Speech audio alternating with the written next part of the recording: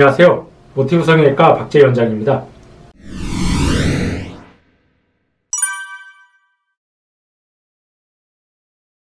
네, 이제 짝눈에 대한 원인을 알면은 또 그거에 대한 또 해결책도 알 수가 있습니다. 그럼 우선 일단은 짝눈, 제가 아까 말씀드렸던 것처럼 의사의 수술로 인한 후천성 짝눈과 선천적으로 수술 안 한 눈인데도 짝눈인 경우가 있는데 각각에 대한 해결 방법이 다릅니다.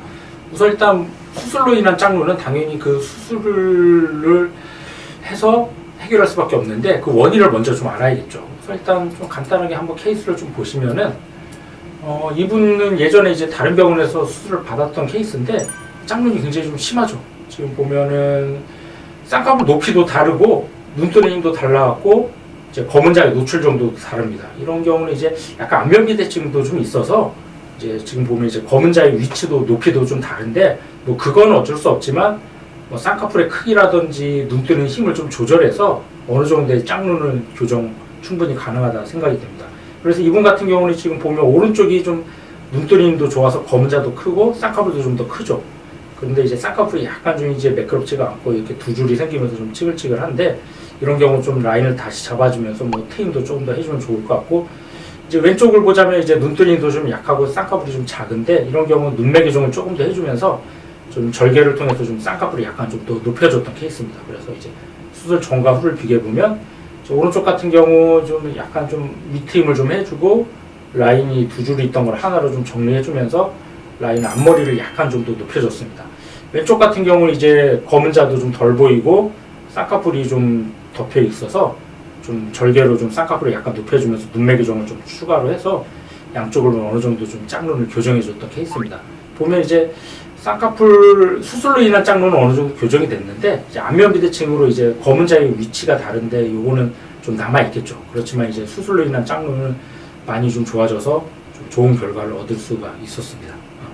두 번째, 이제 그러면 이렇게 수술로 인한 짝눈은 그 원인을 분석하면은 어느 정도는 좀 조절할 수가 있고 교정할 수가 있는데, 그럼 이제 선천적으로 이제 짝눈이 생긴 경우, 이제 아까 제가 말씀드린 것처럼 그 안면비대증 때문에 생기는 경우도 있고 생활 습관이라든지 그런 것 때문에 생기는 경우도 있는데, 우선 첫 번째 환자부터 보시면은 이 환자 같은 경우는 이제 좀 짝눈이 있죠. 좀 오른쪽하고 왼쪽이 좀 눈의 크기라든지 눈의 각도가 좀 다른데 안면비대증이 좀 같이 있습니다. 지금 보면 오른쪽이 좀 약간 눈꼬리도 더 올라가 있고, 지금 보면 눈만 그런 게 아니라 눈썹 위치도 좀 다르죠.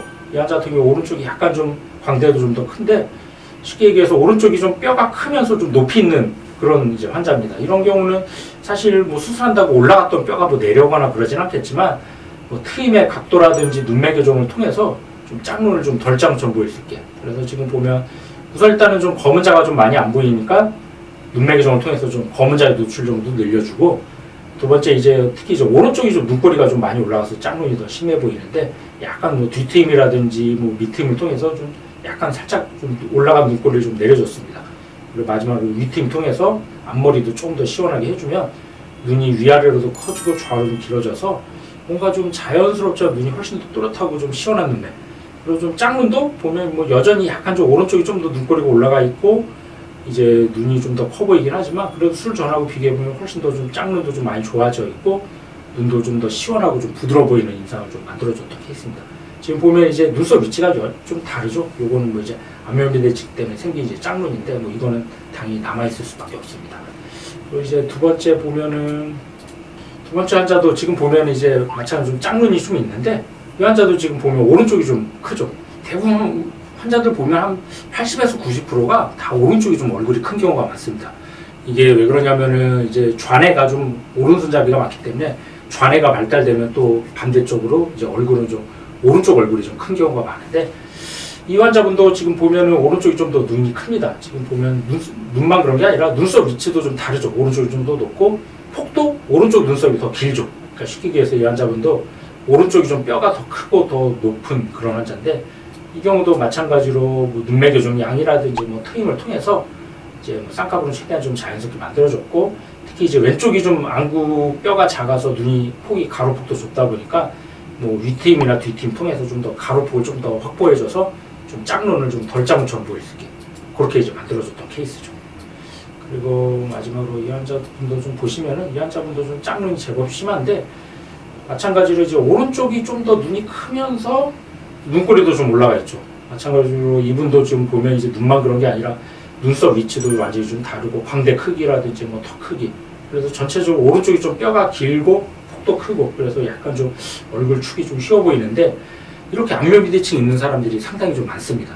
그래서 이 경우도 똑같이 이제 두꺼운 쌍꺼풀을 좀 낮춰주고 눈매교 좀 통해서 좀 검은 자의 노출 정도 늘려주고 뭐 트임을 통해서 좀 올라간 눈꼬리를 좀 내려주는 방향으로 이제 짝눈 교정을 해주면서 눈매 교정을 좀 같이 해줬던 케이스인데 지금 보면 이 환자분도 오른쪽이 좀 쌍꺼풀을 좀 낮추는 수술을 해주면서 좀 속상 느낌으로 만들어줬고 눈매 교정 통해서 좀 검은 자를 좀 키워줬죠.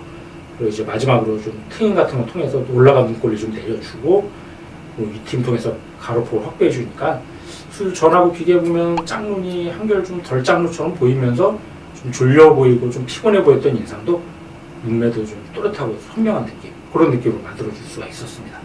그래서 정리를 하면은 이제 짝눈인 원인이 굉장히 다양하기 때문에 정확한 원인을 분석하고 그거에 맞는 대처법을 수술을 잘 하면은 뭐 100% 완벽하게 똑같이 만들 수 있는 힘들겠지만 그래도 어느 정도의 충분한 짝눈은 교정할 수가 있었고 좋은 결과를 얻을 수가 있습니다.